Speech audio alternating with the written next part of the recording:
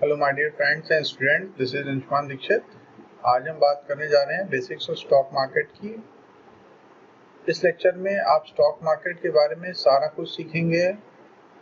Lecture थोड़ा सा लंबा होने जा रहा है, लेकिन बिलीव मी, आपने अगर इस लेक्चर को पूरा देखा और मैं तो आपसे उम्मीद करूंगा इसको आप 4-5 बार देखिए, क्योंकि थोड़ा सा टेक्निकल भी हो सकता है। लेकिन अगर आप किसी चीज़ में पारंगत होना चाहते हैं तो आपको उसमें समय देना होगा।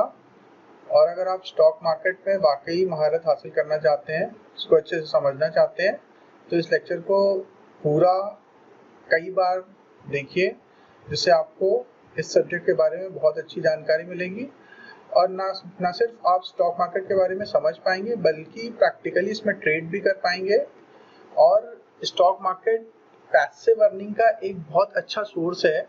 और जैसे आप सभी जानते हैं, समय की एपिडेमिक है, कोविड-19 की वजह से सभी अर्निंग्स लोगों की कट हो रही हैं, सैलरी कट हो रही हैं और लोगों की जॉब जा रही है, रिटेंचमेंट हो रहा है। तो अगर आपको स्टॉक मार्केट की समझ है तो आप स्टॉक मार्केट से, इन्वेस्टिंग से पैसिव इनकम भी जनरेट कर सकते हैं। और पैसिव इनकम मेरे ख्याल से हर एक इंडिविजुअल की लाइफ में एक बहुत महत्वपूर्ण स्थान रखता है, बहुत महत्वपूर्ण रोल प्ले करता है। अगर आपके पास एक बेहतर पैसिव इनकम का ऑप्शन है तो आपको फाइनेंशियल फ्रीडम बहुत जल्दी अचीव हो सकता है। आप बहुत ज़्यादा प्रेशर में काम नहीं करते हैं। अगर आप जॉब कर रहे हैं, अगर आप बिजनेस कर रहे हैं, तो आप बहुत ज़्यादा प्रेशराइज नहीं होते हैं, क्योंकि आपको पता होता है कि अगर जो भी मैं काम कर रहा हूँ, इस काम में मैं अगर असफल भी हो गया तो मेरे पास मेरा घर चलाने के लिए सेकेंडरी सोर्स ऑफ अर्निंग है, एक पैसिव इनकम है जो मुझे मेरे घर चलाने के लिए बैकअप देती रहेगी। और आप इसको जितना बड़ा कर लेते हैं तो आप आगे चल के बहुत जल्दी रिटायर हो सकते हैं। आप अपनी मर्जी का काम अपने लाइफ में कर सकते हैं। आप 30 साल में, 35 साल में भी रिटायर हो सकते हैं। मैंने कई सारे अपने इस चैनल पे वीडियो ऐसे डाले हुए हैं जिसमें मैंने आपको बताया है कि आप करोड़पति कैसे बन सकते हैं बहुत जल्दी, और उसके ऊपर वीडियो बनाए गए हैं। तो आपसे उम्मीद है कि आप उस पर जाएंगे, आप देखेंगे। मैं इस वीडियो के डिस्क्रिप्शन में भी उनका लिंक डाल दूंगा, आप वो वीडियो जरूर देखिएगा। उससे आप ये समझ पाएंगे कि आप कैसे फाइनेंशियली फ्री हो सकते हैं, कैसे बहुत जल्दी फाइनेंशियल फ्रीडम अचीव कर सकते हैं। तो स्टॉक मार्केट के बारे में अगर आपको जानकारी होती है तो आप ये सारी चीज़ें, रिटायरमेंट प्लानिंग, फाइनेंशियल प्लानिंग, जल्दी रिटायरमेंट होना, जल्दी अमीर बनना, ये सब सारी चीज़ें बहुत आसानी से कर सकते हैं। दूसरी बात ये कि ऐसा नहीं है कि स्टॉक मार्केट सिर्फ एमबीए या प्रोफेशनल्स या बीबीए या सीए इन्हीं लोगों के लिए है। एक रिटायर्ड पर्सन, एक हाउसवाइफ, एक साधारण इंसान, कोई भी स्टॉक मार्केट को मेरे लेक्चरों के माध्यम से सीख के और एक अच्छा ट्रेडर बन सकता है, एक अच्छा इन्वेस्टर बन सकता है। बेसिकली हम लोग स्टॉक मार्केट के बारे में A to Z आने वाले लेक्चर्स में सीखेंगे। इस लेक्चर के बाद अगर आप लोग मुझे कमेंट बॉक्स में कमेंट करके बोलेंगे कि अगर आपको और लेक्चर की रिक्वायरमेंट है, तो मैं आपको आने वाले वीडियोस में इसके बारे में और भी लेक्चर दूंगा। तो दोस्तों, स्टार्ट करते हैं, श्री गणेश करते हैं एक अच्छी जर्नी के लिए, ताकि हम लोग वेल्दी बने, काफ़ी सारा पैसा कमाएं। बेसिकली फाइनेंशियल मार्केट को हम लोग कई पार्ट्स में कैटेगराइज कर सकते हैं, और स्टॉक मार्केट फाइनेंशियल मार्केट का ही पार्ट है। जैसा कि आप स्क्रीन पे अपने देख पा रहे हैं कि financial market is basically subdivided in 2 main parts, money market and capital market. And capital market further subdivided in 2 पार्ट्स, primary market and secondary market. And secondary market further subdivided in 2 पार्ट्स, stock market and over the counter. तो basically stock market, जिसके बारे में generally हम लोग काफ़ी ज़्यादा बात करते हैं, वो फाइनेंशियल मार्केट के अंदर, कैपिटल मार्केट के अंदर, सेकेंडरी मार्केट के अंदर आता है। तो ये क्या है, ये फ्लो चार्ट क्या है, ये नेस्टिंग क्या है, इसको हम लोग बहुत आसान भाषा में समझेंगे। सबसे पहले बात कर लेते हैं फाइनेंशियल मार्केट की। तो financial market refer to the marketplace where the activities related to the creation and trading of the different financial assets such as bonds, shares, commodity, currencies, derivative, etc. take place, and it provides the platform to seller and buyers of the financial asset to meet and trade with each other at a price as determined by market forces. मोटे तौर पे अगर हम लोग financial market के बारे में बात करें तो फाइनेंशियल मार्केट एक ब्रॉड मार्केट है जहाँ पे डिफरेंट फाइनेंशियल एसेट्स का, फाइनेंशियल इंस्ट्रूमेंट की ट्रेडिंग होती है, जैसे कि bond, shares, commodity, currencies, derivative, ये सब आपस में ट्रेड करते हैं। इसमें एक प्लेटफॉर्म होता है जिसमें बायर सेलर आके उस प्लेटफॉर्म के थ्रू इंटरेक्ट करते हैं, और फाइनेंशियल मार्केट में ही इन्वेस्टर से, यानी कि जिसके पास सरप्लस वेल्थ होती है, उससे जिसको रिक्वायरमेंट होती है उस वेल्थ की, उसके पास पैसा जाता है। कैसे जाता है? With the help of various financial instruments. तो फाइनेंशियल मार्केट एक ब्रॉड टर्म है, इसके अंदर बहुत सारी चीजें आती हैं जिसको हम लोग 1 to 1 डिस्कस करेंगे। Types of financial market: money market, capital market, derivative market, commodity market, foreign exchange market, spot market. तो बेसिकली फाइनेंशियल मार्केट को हम लोग 6 विभिन्न प्रकारों में डिवाइड कर सकते हैं। एक एक करके समझते हैं इसको। Money market: basically money market एक ऐसा मार्केट है जहाँ पे हम लोग शॉर्ट टर्म के इंस्ट्रूमेंट्स में डील करते हैं, और मनी मार्केट में जो भी इंस्ट्रूमेंट डील करते हैं उनकी generally maturity less than 1 year होती है। 365 दिन से कम के मैच्योरिटी वाले सारे इंस्ट्रूमेंट्स, और जनरली इसमें डेट इंस्ट्रूमेंट्स ही ज़्यादा होते हैं। तो money market basically debt instruments के लिए होता है, और जिसमें जितने भी सारे डेट इंस्ट्रूमेंट्स होते हैं वो जिनकी मैच्योरिटी लेस देन 1 ईयर होती है। अब डेट इंस्ट्रूमेंट्स को थोड़ा समझ लेते हैं। बेसिकली इक्विटी एंड डेट दो बेसिक कंपोनेंट्स होते हैं। अगर मैं अपना एक बिजनेस स्टार्ट करना चाहता हूँ, मैं इनको इक्विटी डेट में डिफरेंस आपको बहुत आसान भाषा में समझा रहा हूँ। अगर हम अपना एक बिजनेस स्टार्ट करते हैं जिसमें 10 लाख रुपए की जरूरत है, जिसमें से 10 लाख रुपए मैंने 10 लाख में से 3 लाख रुपए मैंने खुद लगाया, और 3 लाख मैंने किसी दोस्त से बोरो किया, और बचा हुआ 4 लाख रुपए मैंने बैंक से लोन लिया। तो जो मैंने 3 लाख रुपए लगाए वो इक्विटी है, और जो दोस्त ने 3 लाख रुपए लगाए, अब उसमें मेरे को उसके साथ पहले नेगोशिएट करना पड़ेगा, उससे डिस्कस करना पड़ेगा कि वो मुझे कर्ज दे रहा है या फिर वो मेरे बिजनेस में हिस्सेदारी खरीद रहा है। तो अगर वो मेरे बिजनेस में पार्टनरशिप ले रहा है, मेरे बिजनेस में हिस्सेदारी खरीद रहा है, वो मेरी कंपनी का शेयर होल्डर है, तो यानी कि उसने मुझे मेरी इक्विटी खरीदी, यानी कि उसने 30%, अगर उसने 3 लाख रुपए दिए, 10 लाख रुपए टोटल इन्वेस्टमेंट हो रही है उस बिजनेस में, तो उसने 30% की इक्विटी खरीद ली। तो बेसिकली मैंने जो लगाया वो मैंने इक्विटी लगाई, मेरे फ्रेंड ने जो लगाया वो इक्विटी लगाई, और जो मैंने बैंक से लोन लिया वो डेट था। तो यानी जो मैं कोई भी एंटरप्रेन्योर मार्केट से, किसी लेंडर से जो बोरोइंग करता है वो डेट कहलाता है। तो बेसिकली डेट इंस्ट्रूमेंट और इक्विटी इंस्ट्रूमेंट। तो इक्विटी इंस्ट्रूमेंट यानी शेयर्स, और डेट इंस्ट्रूमेंट्स में आप अपने बॉन्ड्स इशू कर सकते हैं, फिक्स डिपॉजिट इशू कर सकते हैं, सर्टिफिकेट ऑफ डिपॉजिट इशू कर सकते हैं, या बहुत तरह से आप बोरोइंग कर सकते हैं, किसी बैंक से भी आप लोन ले सकते हैं। इस तरह से बहुत तरह से आप बोरोइंग कर सकते हैं। तो बेसिकली मनी मार्केट में डेट इंस्ट्रूमेंट्स ट्रेड करते हैं, प्ले करते हैं रोल अपना, और इनमें भी वो डेट इंस्ट्रूमेंट जिनकी मैच्योरिटी लेस देन 1 ईयर की है। यानी कि अगर कोई इन्वेस्टर है और उसको 1 साल से कम अवधि के में अपना निवेश करना है, तो वो जनरली मनी मार्केट इंस्ट्रूमेंट्स को तरजीह देगा, प्रायोरिटी देगा। Second type of financial market, capital market.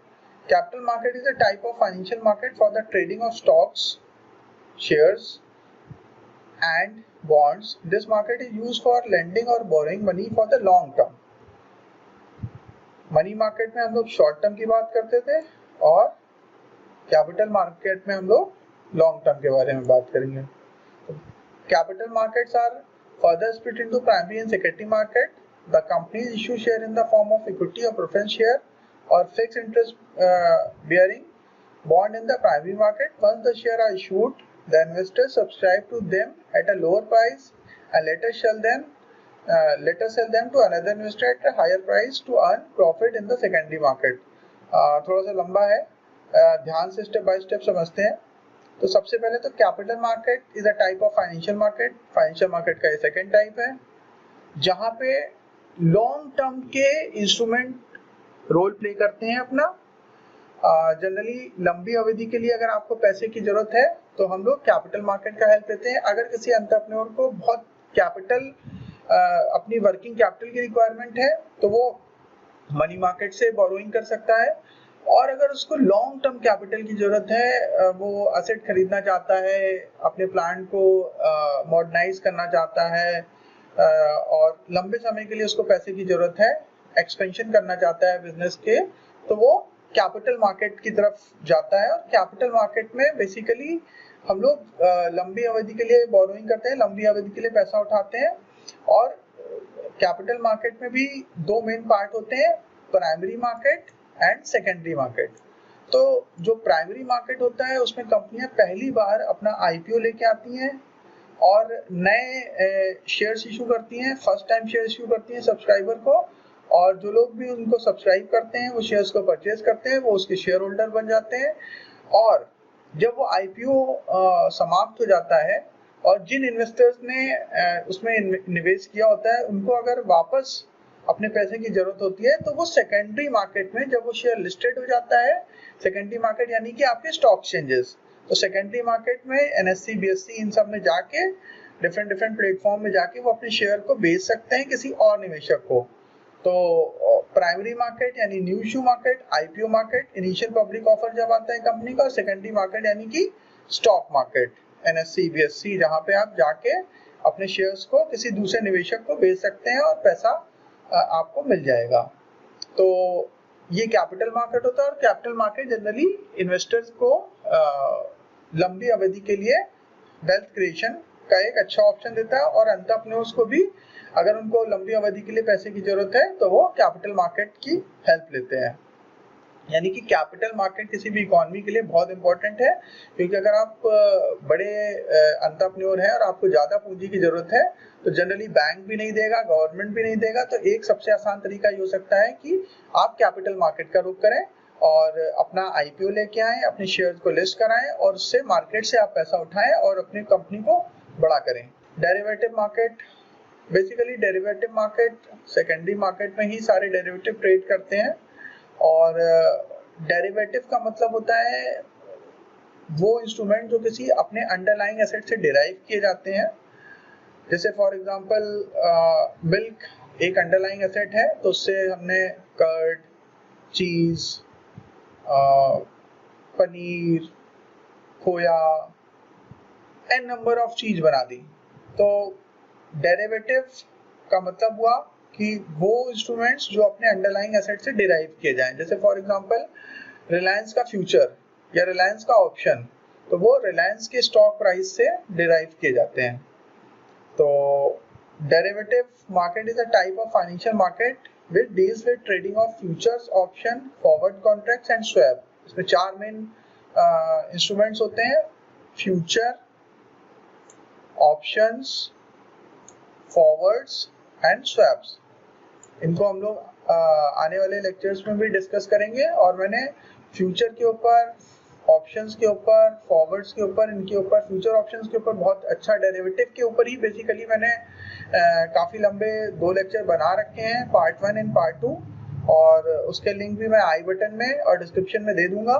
तो ऊपर आई बटन में, नीचे डिस्क्रिप्शन में मैं उसका लिंक दे दूंगा, तो आप जरूर उसको जाके डिटेल देखिए, तो आपको डेरिवेटिव के बारे में अच्छे से समझ में आएगा। They can be deal with either over the counter और इन एक्सचेंज ट्रेडेड डेरिवेटिव। तो बेसिकली ओवर द काउंटर तो बहुत ज्यादा यूज नहीं होता है, तो क्योंकि एक्सचेंज जो है वो वेल रेगुलेटेड होते हैं, तो सारे डेरिवेटिव कॉन्ट्रैक्ट और जनरली रिटेल इन्वेस्टर्स डेरिवेटिव की ट्रेडिंग स्टॉक एक्सचेंज के थ्रू ही करता है। तो ये एक्सचेंज ट्रेडेड ही होते हैं। Derivative drive their value from the underlying asset and are used to manage financial risk due to a change in price। इसका practical क्या इस्तेमाल होता है वो मैं आपको बता देता हूँ। फॉर एग्जाम्पल आपको ये लग रहा है कि आपके पास रिलायंस इंडस्ट्रीज के बहुत सारे शेयर हैं, मान लीजिए 10,000 शेयर्स आपने ले रखे हैं, बहुत बड़ी पूंजी आपकी लगी हुई है, और आपको लग रहा है रिलायंस इंडस्ट्री जैसे इस समय बहुत सारी फंडिंग उठा रहा है, लगातार फंडिंग उठाता चला जा रहा है, और अभी समय रिलायंस इंडस्ट्रीज की जो मार्केट कैपिटलाइजेशन है वो 12 लाख करोड़ के आसपास आ गई है। और मुकेश अंबानी काफ़ी वेल्दी हो गए हैं क्योंकि उनके पास मेजॉरिटी शेयर होल्डिंग है रिलायंस इंडस्ट्रीज़ की। इंडिया में तो नंबर 1 अमीर ही है, एशिया के भी नंबर 1 अमीर हैं, और वर्ल्ड में भी उन्होंने अभी मेरे रोल मॉडल, मेरे गुरु, मेरे आइडियल सर वॉरेन बफेट को पीछे छोड़ा है। वॉरेन बफेट से ज़्यादा अमीर हो गए हैं वो। और एक बार मुकेश एंड अनिल अंबानी जी 2008 में जब इंडियन स्टॉक मार्केट काफ़ी पीक पे था, उस समय वो दुनिया के रिचेस्ट बन गए थे। कुछ समय के लिए थे, बहुत शॉर्ट स्पैन ऑफ टाइम के लिए। उसके बाद इंडियन स्टॉक मार्केट में जब क्रैश हुआ तो वो उनकी वेल्थ कम हो गई क्योंकि स्टॉक प्राइस घट गए। तो इस बार फिर से मुकेश अंबानी जी वॉरेन बफेट को पीछे छोड़ के उनसे ज़्यादा अमीर हो गए हैं। तो इंडिया के लिए बड़े गर्व की बात है। और इंडिया की पहली कंपनी है रिलायंस इंडस्ट्री जिसने 12 लाख करोड़ यानी 10 लाख करोड़ के ऊपर पहुंचने वाली वो पहली कंपनी है इंडिया की। उसके बाद हम लोग बात करते हैं, हाँ, तो मैं आपको एग्जांपल जो दे रहा था उसको मैं कंप्लीट कर लेता हूँ कि अगर मेरे पास रिलायंस इंडस्ट्री के काफ़ी सारे शेयर हैं, मान लीजिए 10,000 शेयर हैं और उनकी वैल्यूएशन 1700-1800 पहुंच गई है, और मुझे अब लग रहा है कि शायद अब थोड़ा ठहरेगा रिलायंस इंडस्ट्री क्योंकि 800-900 से चलते चलते with in a month double हो गया है share.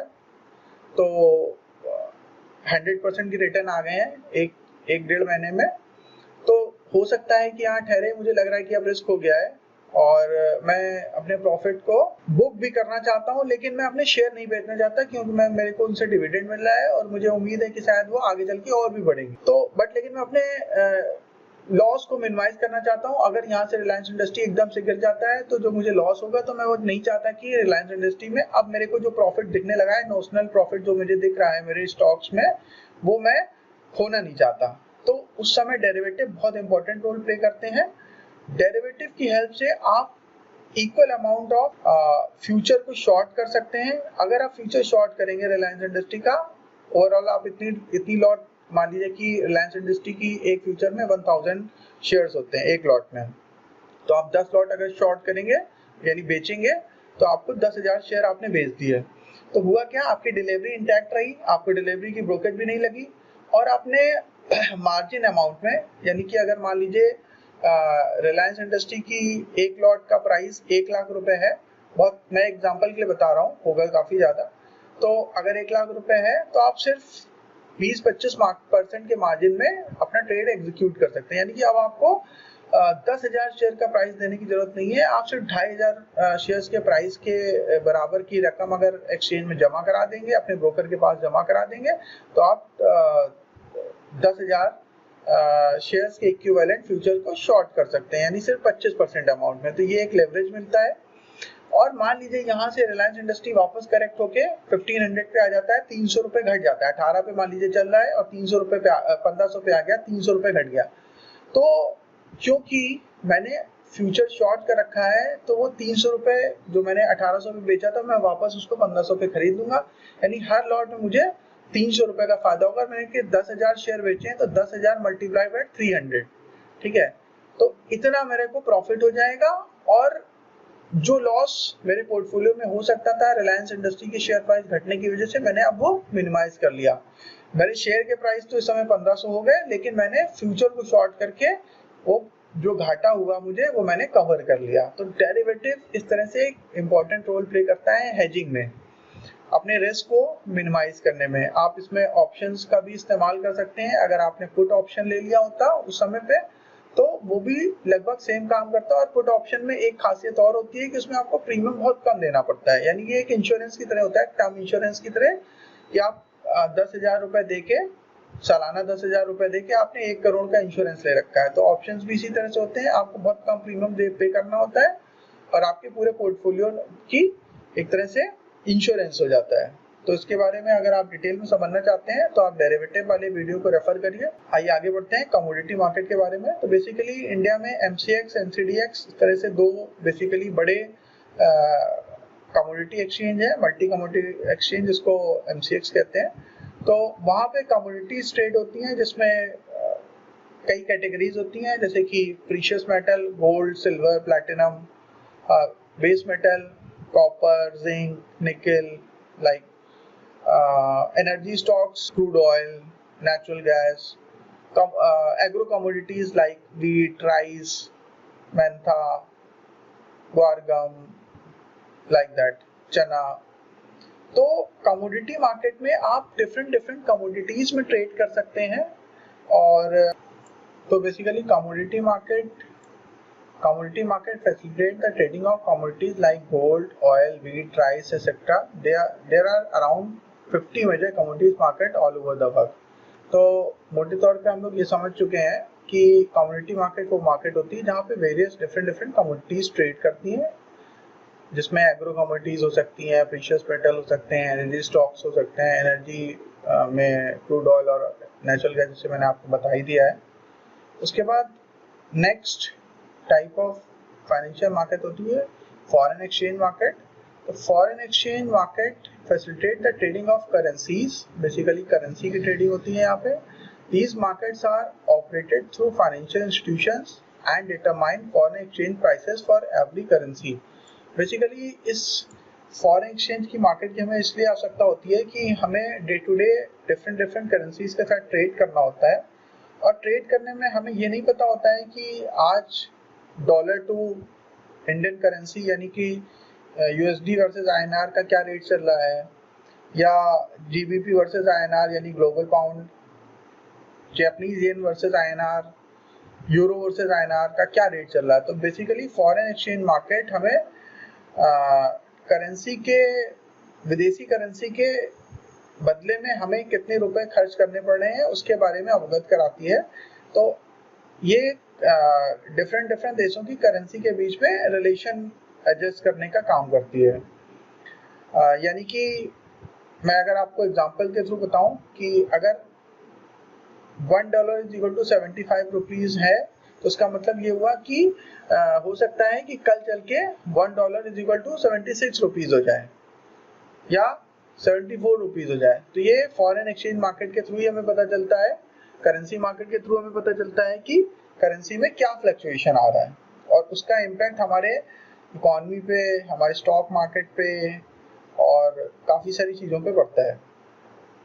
Spot market is a market where transactions are done on spot and in cash only. तो जनरली मैंने किसी को कुछ कमोडिटी दी, उसने मुझे कुछ कैश पे कर दिया, तो ऑन स्पॉट ट्रेड हो गया, स्पॉट मार्केट कह सकते हैं इसको। Function of financial market, price determine करना, फंड को मोबिलाइज कराना, लिक्विडिटी मेंटेन करना, रिस्क को शेयर करना, easy access, reduction in transaction cost, capital formation. तो ये कुछ फाइनेंशियल मार्केट के फंक्शंस होते हैं, इनको हम लोग डिटेल में समझते हैं क्या चीजें हैं ये। Price determination, the financial market perform the function of price discovery of the different financial instrument. Basically अगर फाइनेंशियल मार्केट ना हो तो हमें शायद किसी भी फाइनेंशियल इंस्ट्रूमेंट की क्या रियल वैल्यू है, क्यों रिलायंस का स्टॉक महंगा है और क्यों पंजाब नेशनल बैंक का स्टॉक सस्ता है, ये हम कभी आइडेंटिफाई नहीं कर पाएंगे। ये मार्केट फोर्सेस होती हैं, ओपन मार्केट ऑपरेशंस होते हैं, यानी कि with the help of financial market हमें ये पता चलता है कि किस पर्टिकुलर एसेट की, किस पर्टिकुलर फाइनेंशियल एसेट की क्या रियल वैल्यू है। यानी फाइनेंशियल मार्केट्स हमें रियल प्राइस डिस्कवरी में हेल्प देती हैं। जैसे मैं आपको एक बहुत अच्छे एग्जांपल के थ्रू बताने की कोशिश करता हूँ। एक कंपनी थी एमएमटीसी, गवर्नमेंट की पीएसयू कंपनी थी। तो जब एमएमटीसी के 98-99% शेयर्स गवर्नमेंट ऑफ इंडिया के पास थे, तो उसका शेयर प्राइस काफी ऊपर चलता था, 1000 के आसपास, और पहले तो बहुत ज्यादा था। लेकिन जब सेबी ने बोला कि नहीं ठीक है, आपको 75 प्रमोटर्स के पास 75% की होल्डिंग होनी चाहिए, या फिर उनको और पैसे की जरूरत हुई और वो ओएफओ लेके आए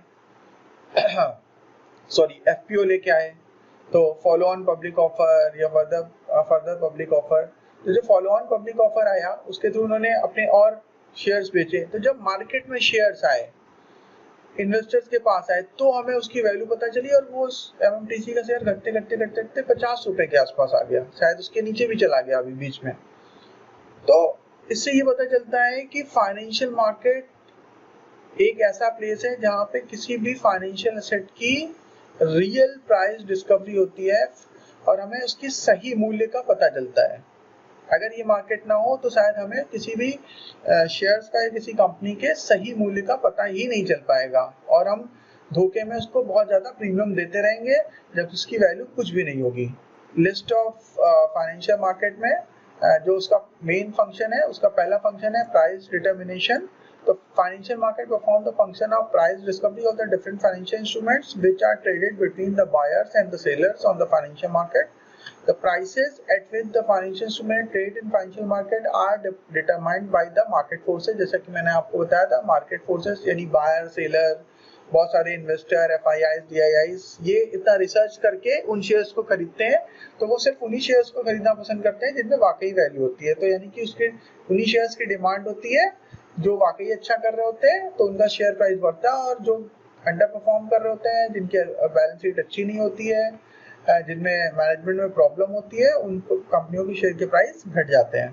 तो यानी कि फाइनेंशियल मार्केट का ये पहला फंक्शन है कि वो किसी भी फाइनेंशियल एसेट का रियल प्राइस डिस्कवरी करता है। तो market forces that is demand and supply in the market, so the financial market provide the vehicle by which the price are set for both financial asset which are issued newly and for the existing stock of the financial asset। तो ये price determination वाला जो case है वो new issued IPO या NFO में और existing stocks में दोनों में ही काम करता है। यानी कि अगर कोई IPO आ रहा है तो IPO भी सब्सक्राइब तब होगा, ओवर सब्सक्राइब तब होगा जब इन्वेस्टर्स को, FII को, DIIs को, HNI को, FII stand for foreign institutional investor, DII stand for domestic institutional investors like LIC, different mutual fund कंपनियां। FII विदेशी जो निवेशक होते हैं, बड़ी बड़ी कंपनियां, टाइगर ग्लोबल, ब्लैक रॉक, इस तरह की जो बड़ी कंपनियां हैं जो इंडिया में इन्वेस्ट करती हैं, वो FII कहलाते हैं। HNI stand for high net worth individuals, वो इंडिविजुअल जो इंडिया में रहते हैं और उनके पास काफी पैसा है इन्वेस्ट करने के लिए। और NRIs भी होते हैं जो नॉन रेजिडेंट इंडियंस होते हैं, बाहर ज्यादा रहते हैं, इंडिया के ही लोग होते हैं, वो भी इन्वेस्ट करते हैं स्टॉक। तो ये सारे के सारे लोग उन एसेट्स को खरीदना पसंद करते हैं जिनमें वाकई वर्थ होती है। तो यानी कि मार्केट फोर्सेस किसी भी फाइनेंशियल एसेट की रियल प्राइस को आइडेंटिफाई कर लेता है, ढूंढ लेता है, डिटरमाइन कर लेता है। सेकेंड फंक्शन है फंड मोबिलाइजेशन। जैसे कि हम लोग ने पहले भी बात करी थी कि फाइनेंशियल मार्केट की हेल्प से जिनके पास सरप्लस फंड्स होता है, उनके पास से वो फंड चल के उन लोगों के पास आ जाता है जिनको उसकी रियल रिक्वायरमेंट है। यानी कि अगर मान लीजिए कि मेरे पास हर महीने 100 रुपए आते हैं और मुझे सिर्फ 20 रुपए का ही खर्च करना है, 80 रुपए मेरे अफराद पड़े रहते हैं, तो अगर मैं उनको तिजोरी में रखूंगा या घर में रखूंगा तो वो इन्फ्लेशन की वजह से over a period of time उनकी वैल्यूएशन कम होती चली जाएगी। लेकिन अगर मैं उनको कहीं अच्छे फाइनेंशियल इंस्ट्रूमेंट में इन्वेस्ट कर दूंगा और उसमें मुझे लेट अस अज्यूम 15% का रिटर्न बनेगा और इन्फ्लेशन 5% का चल रहा है, तो नेट में मुझे 10% का अप्रिशिएशन मिला, यानी मेरा जो पैसा है वो 10% की ग्रोथ से बढ़ रहा है। और दूसरी चीज ये कि इन्वेस्टमेंट में तब कर पाया क्योंकि फाइनेंशियल मार्केट अवेलेबल था, अदरवाइज वो मेरा पैसा मेरे पास ही पड़ा रहता, क्योंकि मैं बिजनेसमैन नहीं हूँ, मैं एक सर्विस करता हूँ।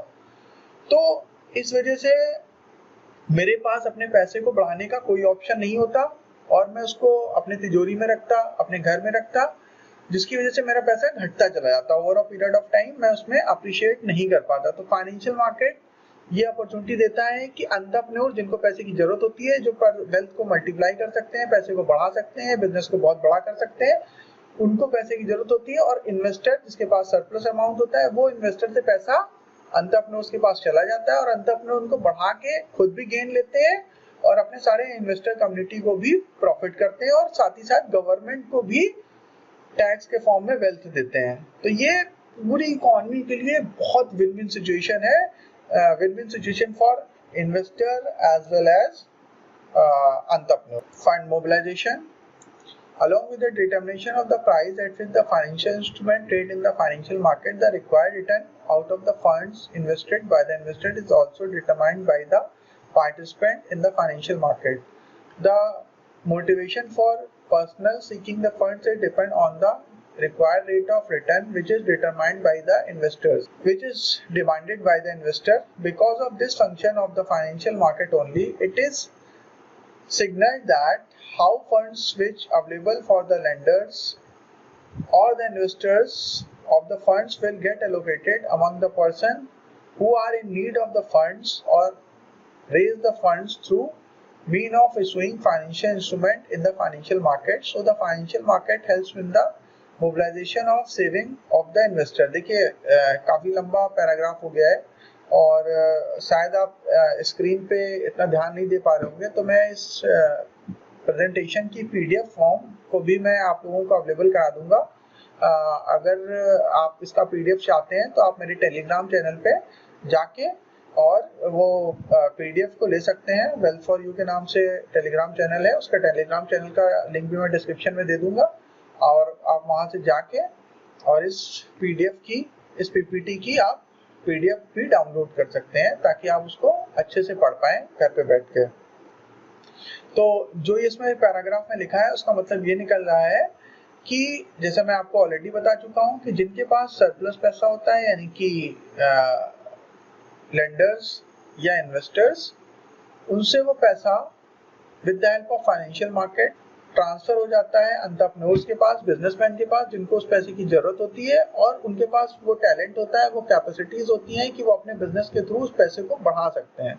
और इन्वेस्टर्स या जो लेंडर्स हैं, हो सकता है उनके पास उस समय वो ऑप्शन ना हो, वो बहुत सारे लोग सैलरीड क्लास हो सकते हैं, उनको बिजनेस करना नहीं आता।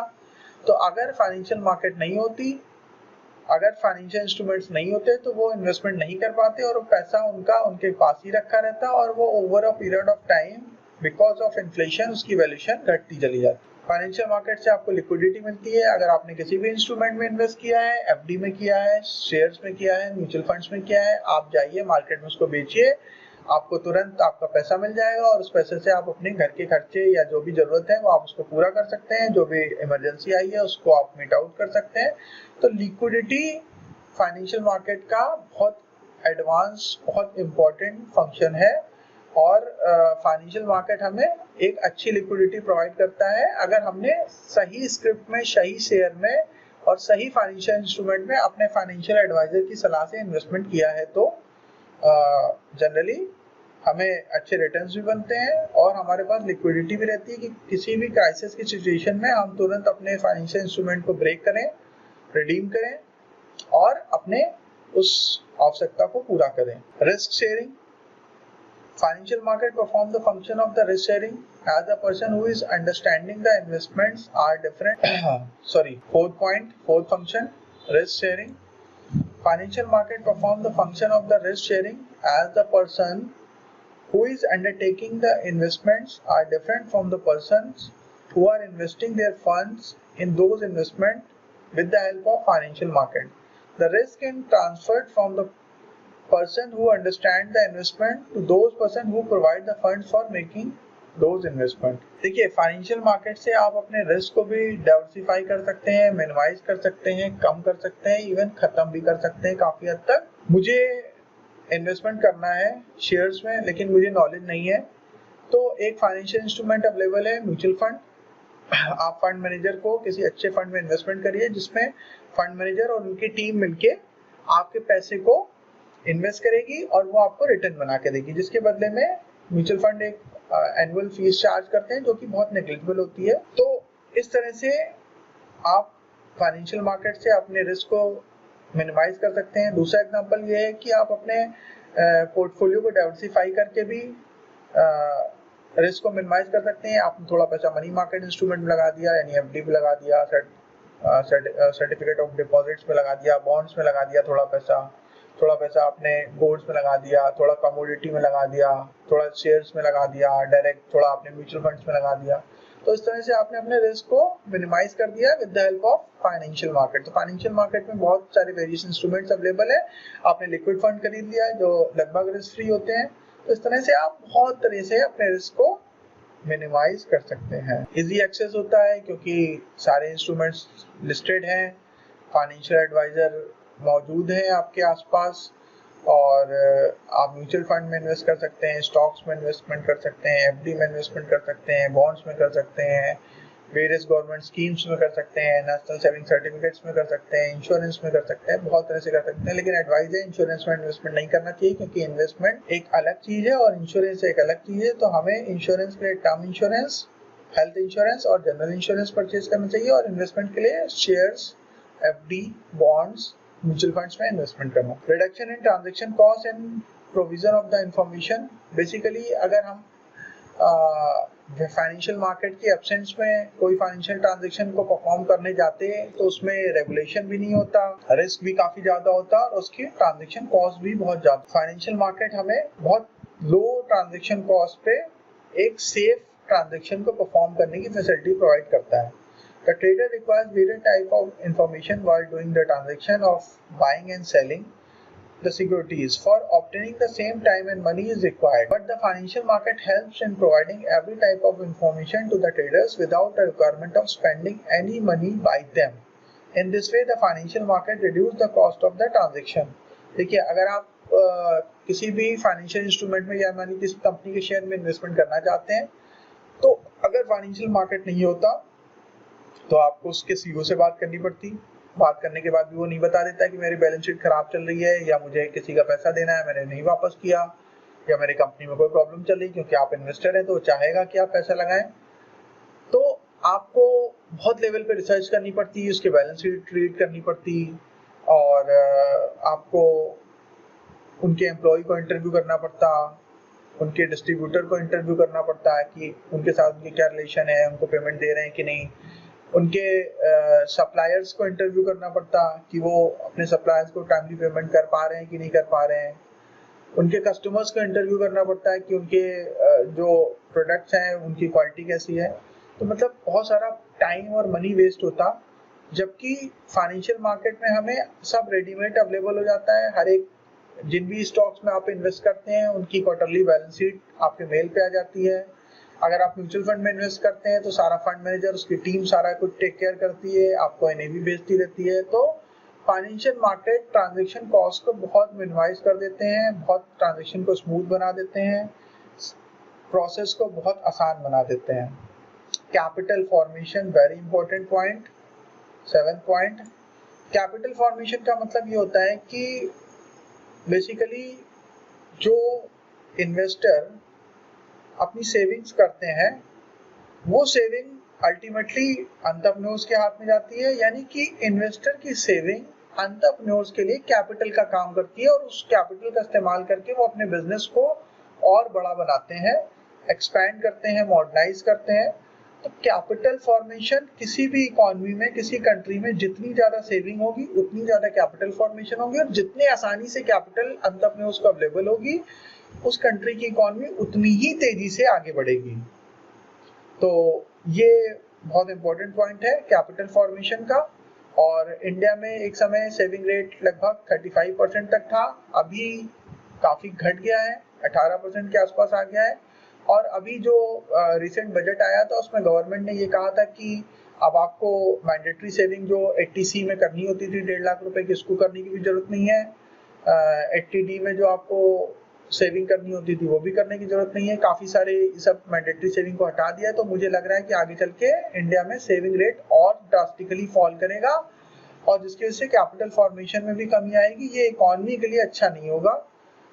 डोंट नो गवर्नमेंट ने ये क्यों किया है, शायद उन्होंने इसलिए किया होगा कि उस समय कंजम्पशन नहीं हो रहा था, इकोनॉमी में थोड़ा सा स्लो डाउन चल रहा था, तो गवर्नमेंट ने कंजम्पशन को बढ़ाने के लिए इन्वेस्टर्स के हाथ में ज्यादा पैसा दिया कि आपको मैंडेटरी सेविंग नहीं करनी होगी, तो उनके पास ज्यादा डिस्पोजेबल इनकम होगी, तो वो ज्यादा चीजों को कंज्यूम कर पाएंगे। इसके लिए शायद उन्होंने टैक्स को हटाया था कि आपको मैंडेटरी टैक्स नहीं हटाया था, बेसिकली मैंडेटरी सेविंग करनी थी और टैक्स स्लैब को इंक्रीज किया था। तो वो चाह रहे थे कि इन्वेस्टर्स के मतलब सारे जितने भी सिटीजन्स हैं कंट्री के, उनके हाथ में ज्यादा पैसा आए सो दैट वो ज्यादा खर्च कर पाए। तो ये मंशा हो सकती है गवर्नमेंट की, लेकिन ये वो स्कीम भी कोई बहुत ज्यादा अच्छी नहीं रही। क्यों? क्योंकि बजट के बहुत बाद ही कुछ महीनों में ये कोविड-19 जैसा एपिडेमिक फैल गया, और जिसकी वजह से वर्ल्ड वाइड ग्लोबली इकोनॉमी धराशायी हो गई, और इंडिया को भी उसका बहुत बड़ा डेंट पड़ा है और आगे चल के कितने समय तक ये ठीक होगा गॉड नोस। तो हम लोग कैपिटल मार्केट के बारे में बात करने जा रहे हैं। प्राइमरी मार्केट, सेकेंडरी मार्केट में डिवाइड किया गया है इसको। मैंने आपको जैसे बताया था, प्राइमरी मार्केट यानी न्यू इशू मार्केट और सेकेंडरी मार्केट यानी कि आपका स्टॉक एक्सचेंजेस, जहाँ पे लिस्टेड सिक्योरिटीज की ट्रेडिंग होती है। ये वाला फ्लो चार्ट मैंने आपको बड़ा वाला दिखाया था, उसमें कैपिटल मार्केट में प्राइमरी मार्केट, सेकेंडरी मार्केट में या प्राइमरी मार्केट में आप दोनों तरह से इक्विटी, बॉन्ड्स, डेरिवेटिव आप इशू कर सकते हैं। सेकेंडरी मार्केट में भी ये होता है। तो प्राइमरी मार्केट में फर्स्ट टाइम इशू करी जाती है और सेकेंडरी मार्केट में जनरली लिस्टिंग के बाद लोग आपस में ट्रेड करते हैं। यानी कि अगर आपको प्राइमरी मार्केट में कोई शेयर्स या बॉन्ड्स परचेज करने हैं तो आपको सीधे कंपनी से यानी इशूअर से लेना पड़ेगा, और सेकेंडरी मार्केट में आप किसी भी इन्वेस्टर के साथ ट्रांजैक्शन परफॉर्म कर सकते हैं। Capital market is a place where buyer and seller can interact and transact financially securities. Capital market is a place where buyers and sellers can interact and transact financial securities like share, debentures, bonds, debt instruments, derivative instruments like the future option swaps, etc., ETFs, etc. तो basically capital market वो जगह होती है जहाँ पे buyer और seller interact करते हैं। तो जैसा आपको पहले भी बताया गया है कि कैपिटल मार्केट प्राइमरी मार्केट और सेकेंडरी मार्केट होती है। तो सेकेंडरी मार्केट में सारे बायर सेलर इंटरेक्ट करते हैं, और प्राइमरी मार्केट में जो इशूअर होता है उसका, जैसे कि मान लीजिए रिलायंस पावर को अपना आईपीओ लेके आना है, उसको पैसे की जरूरत है, तो रिलायंस पावर सारे इन्वेस्टर्स को अपना शेयर इशू करेगी, और जब वो एक बार इशू हो जाएगा और वो लिस्ट हो जाएगा शेयर, तो वो सेकेंडरी मार्केट में चला जाएगा यानी स्टॉक मार्केट में चला जाएगा, और वहां पे जिन लोगों ने भी शेयर खरीद रखा है वो दूसरे लोगों को शेयर बेच पाएंगे और नए लोग एग्जिस्टिंग शेयर होल्डर से शेयर खरीद पाएंगे। तो ये कैपिटल मार्केट देखिए, buyer party 1, party second, buy sell, और ये ट्रांजैक्शन परफॉर्म हो रहे हैं। कैपिटल मार्केट में जिनके पास सरप्लस मनी होती है उनके पास से कंपनी मनी जो है वो एंटरप्रेन्योर्स यानी कंपनियों के पास, ऑर्गेनाइजेशंस के पास ट्रांसफर हो जाती है इन टर्म्स ऑफ बॉन्ड्स और शेयर्स। यानी ये इन्वेस्टर्स इस कंपनी के इशू करे हुए बॉन्ड्स या शेयर्स को परचेज कर लेते हैं और उसके सर्टिफिकेट्स इलेक्ट्रॉनिक फॉर्म में या फिजिकल फॉर्म में इन्वेस्टर के पास आ जाता है और पैसा कंपनी के पास चला जाता है। कंपनी उस पर काम करती है, एक्सपेंड करती है और प्रॉफिट कमाती है। वो इन्वेस्टर्स को इंटरेस्ट, डिविडेंड, कैपिटल एप्रिसिएशन के फॉर्म में रिटर्न प्रोवाइड करती है। तो स्टॉक एक्सचेंज के बारे में बात करते हैं दोस्तों। स्टॉक एक्सचेंज के बारे में हम लोग अपने सेकेंड लेक्चर में बात करेंगे, और क्योंकि वीडियो काफ़ी लंबा होता जा रहा है तो इसका सेकेंड पार्ट स्टॉक एक्सचेंज के नाम से आएगा। और उम्मीद है कि आपको ये वीडियो से बहुत सारी इन्फॉर्मेशन मिली होगी, बहुत कुछ आपने सीखा होगा। इस चैनल को सब्सक्राइब जरूर करिएगा, वीडियो को लाइक करिए। आपकी कोई क्वेरी हो उसको कमेंट सेक्शन में लिखिए, मैं आपकी क्वेरी को रिस्पॉन्स करूँगा।